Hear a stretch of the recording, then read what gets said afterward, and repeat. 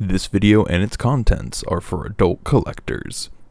It took us 3 years to get all 5 of the Studio Series 86 Dinobots, and while not all of them came out great or were distributed well, we can say that we finally have Dinobots that are the right size that match up with the rest of the War for Cybertron Legacy or Weaponizer era figures, and I'm super happy to have these. Now, we're going to go through these today and take a look at how good each of them turned out, going through them in chronological order. This is the Studio Series 86 Dinobot Retrospective. Now, let's not waste any time and dive right in to these awesome Dinobots.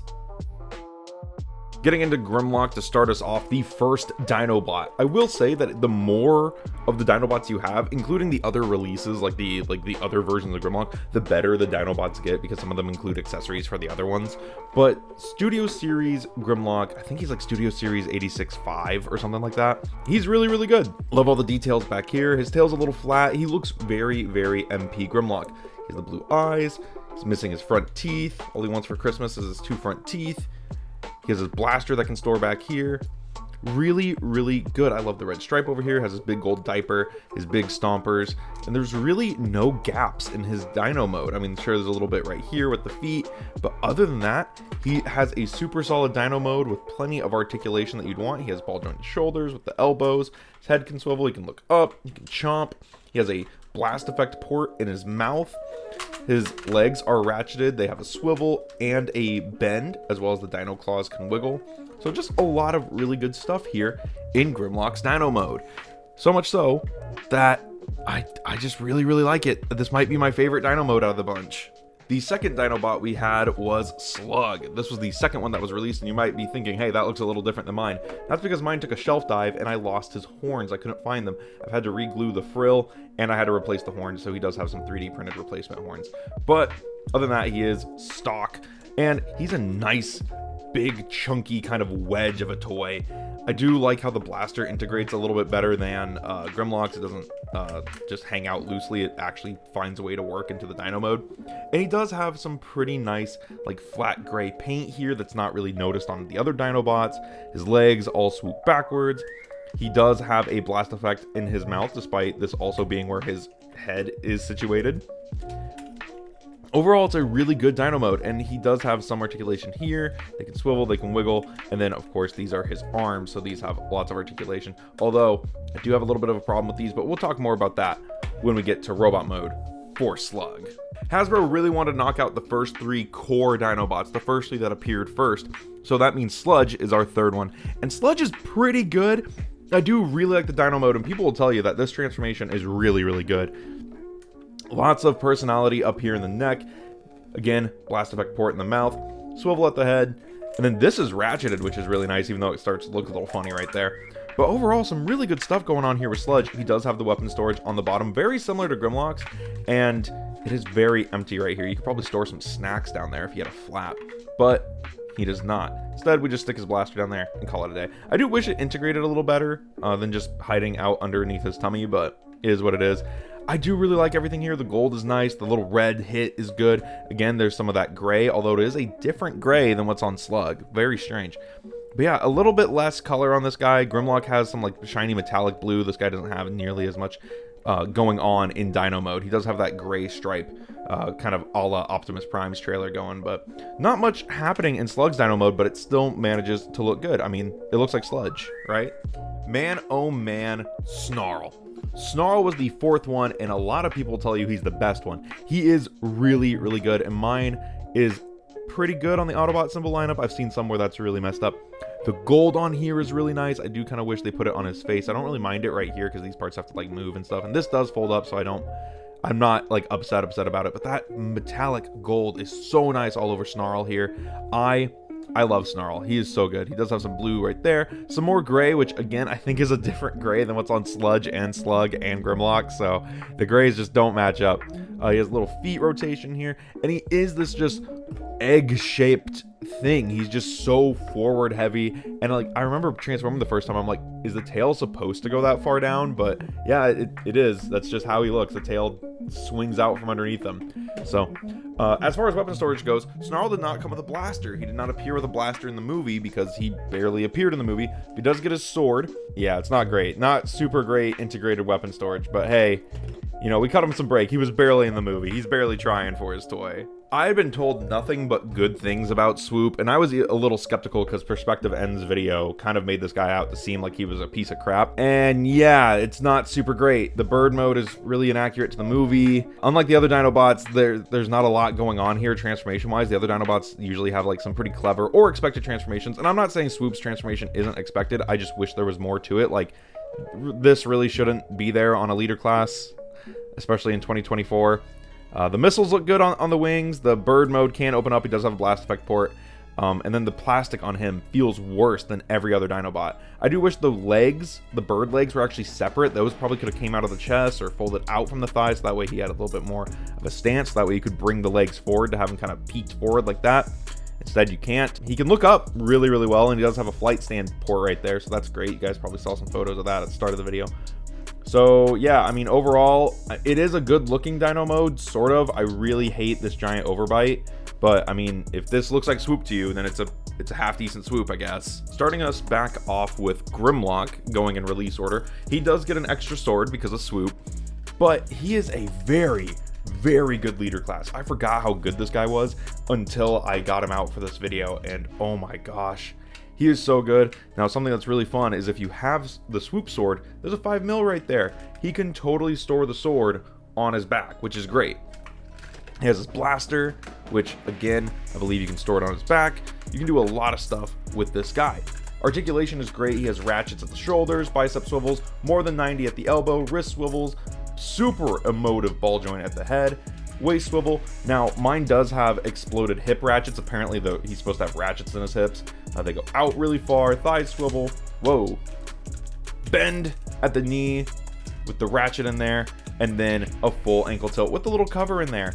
This guy is great. And especially from the beginning of Studio Series, he is so good. I really, really do like Grimlock. He looks great. He poses amazingly. It looks like Grimlock. It feels like Grimlock. This is, in my opinion, the best Grimlock we've gotten. Now, like I said, there are a couple flaws with this guy. Namely, the hip ratchets do like to explode on a lot of people's copies. And then these are really, really loose. These like wing hinges. But if that's the price it takes to get this good of a Grimlock, especially because the hip ratchets, they're not going anywhere, you know? If that's the price it takes to get this good of a Grimlock, then I'm in. This is such a good Grimlock, and I'm here for it. Now, Slug is a bit of a different story. He looks pretty good just here on camera, but in person, these arms are really, really short. I don't know what it is. They look short to me, but he does work. He does work.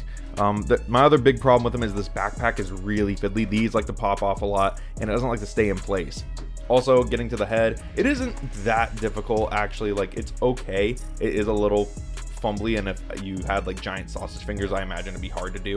But he does have ratchets at the shoulders, big arm swing, more than 90 at the elbows, ratcheted hips. I assume that's what Grimlocks are supposed to sound like. They go out, thigh swivel, double joints at the knee, and big ankle tilt. He does also have some really clever transformation steps. I really like how this opens up and the whole chest collapses in on itself, and then you rotate him at the waist and the legs dots in on inside of themselves.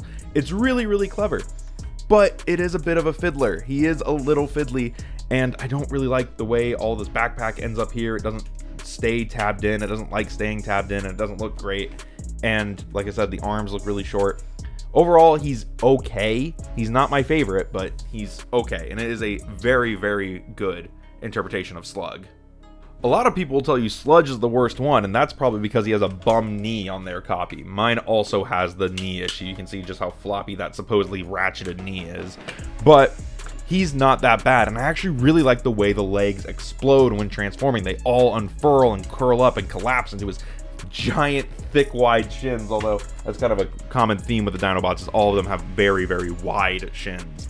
But he looks good. This is Sludge. Like, this is exactly what I imagined he looked like. He does have more than 90 at the elbow. He has the ratchets at the shoulder. They go out pretty far. Bicep swivel, although it's extremely tight, it does make me a bit nervous. He has basically just a swivel at the neck because of how wide and flat his head is.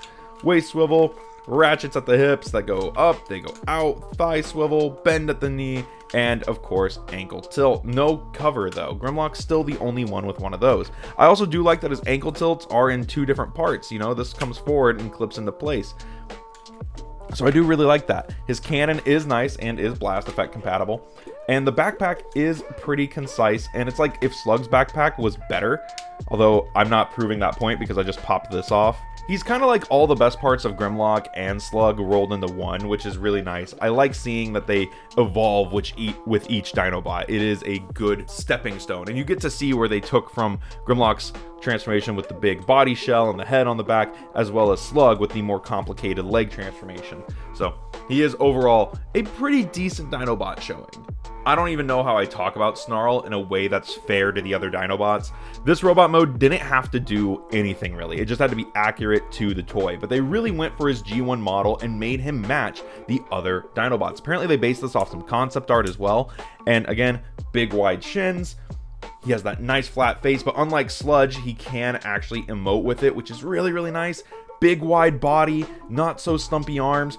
Now mine are really tight when flipping these around, but his transformation is really cool. He has this giant slider right here in his torso, and unlike the other Dinobots, because all the Dinobots you can put their legs straight down and they won't actually connect, Snarl here actually has a slider in his thigh that you push out when you're done, so that way his legs don't do that. It's really cool. He has little toes, ratchets at the knees, slightly more than 90 at the elbow, which is really nice. Ratcheted shoulders, hips, the basic suite of Dinobot articulation, and it's very, very nice. He is fantastic. I love the sword. I like that they gave him the sword because it harkens back to the toy, which they kind of had to base this off of, as well as that old animation model. The backpack is really clean. Overall, Snarl is easily one of the top tier Dinobots, if not the best Dinobot. He is so good. And if you can only get one or two, probably get him or Grimlock. And then we get to Swoop. I like Swoop's look in robot mode, but there's a few things with him that don't really stack up to the other Dinobots. Yes, he does have the ankle tilt, and yes, he does get a filler. Finally, another Dinobot with a filler. The double jointed knees are really nice. The ratcheted hips are really nice. I do like that the bird nose doesn't actually get in the way of the waist rotation, at least to the point where like you don't need to untab it. Here's my problems with Swoop. Again, the plastic on him feels worse than every other Dinobot, even more so now that I'm playing with them all in succession to each other. His plastic feels really bad. He's the only Dinobot that has 90 elbows when he probably doesn't need it. Like, if any of the Dinobots needed to cut an engineering cost, that extra 90, the over 90 elbows on any of the other ones makes sense, but Swoop, it doesn't make any sense. Why doesn't he have more than 90 elbows? I don't love it. His head is on a double joint, which is really nice. It does have that extra forward movement, which is nice. And the face does look really good. It looks like Swoop. This robot mode looks like Swoop. And I do like that the blasters have the little cutout in the notch, so that way he can hold them. That is nice. And from the back, if you just look at them straight on, you can't even notice. So unless you're really trying to nitpick it, you don't get it. I do like the sword too, and again, he does come with a sword for Grimlock. I really think he probably should have came with the other swords for the other guys too. I know that they packed him in with comic Grimlock, but really probably should have hooked up the Studio Series collectors with that instead of making us buy a whole other toy for it. But yeah, I still don't really like Swoop. He's fine in robot mode, and I'm going to display him in robot mode, which is good because this is the mode he looks the best in. All in all, the Studio Series 86 Dinobots are a grab bag of good and bad, leaning towards the good side. There's very few problems with almost any of them, and they are the best versions of the Dinobots that we've gotten, at least in the full team wave. They look great. They pose great. They are fantastic quality, and they're all the right scale. They will scale perfectly with your modern weaponizer era Transformers. They look great next to Studio Series 86 stuff. They look great next to War for Cybertron stuff, and they look amazing next to Legacy stuff. These are the best Dinobots we've gotten. That said, that doesn't mean that there aren't some qualms with them. Sludge has a bad knee. Swoop is Swoop. But characters like Snarl and Grimlock come out basically unscathed with very few issues. And I really do like them. That being said, which one is the best? If I had to rank them from worst to best, it's gonna go Slug, just because of all the problems I've had with him, and I don't really like the way he looks.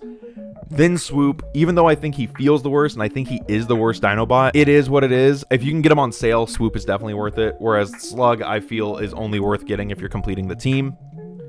Then Sludge, just because he has that bad knee issue. Then Snarl, if only because of character bias, but Snarl is really, really good. And then number 1 is going to go to Grimlock. He's so good, and there's so many different versions of him that he's easily accessible. So if you want a Grimlock, you can get one. That all said, thank you guys for watching. Let me know who your favorite Dinobot is down in the description, and I'll see you in the next one. This has been Bots Obsession.